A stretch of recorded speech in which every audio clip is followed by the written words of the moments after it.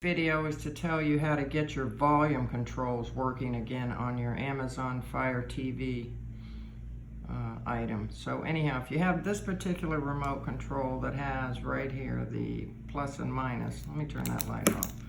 It has the plus and minus for volume, as well as the mute and the power on and off button. And those buttons are not working. Here's what you can do. Press and hold the home button, which is right there. See the little picture of the home. It says for about 10 seconds. What you want to do is press and hold it until up here you'll see the light right in this corner will start blinking red. As soon as it starts blinking red, release that button and don't hold it any further. It'll go through some process and it will do what it's supposed to do to tell you that your remote is set. That part you probably have it set. You probably have that part down. Anyhow, once that's done, you will see that your volumes still don't work. So what you do then is this. You go up here into settings, go all the way over to the top, right up here at the top.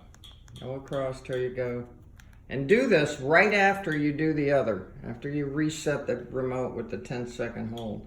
Go to settings, then come down and move right over here to where it says equipment control. Open that up, and then come down and say manage equipment. Open that up.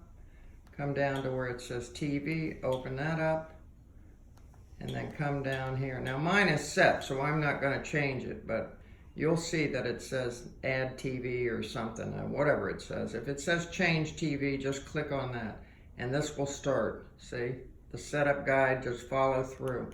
And then when you're done, that should have solved your problem.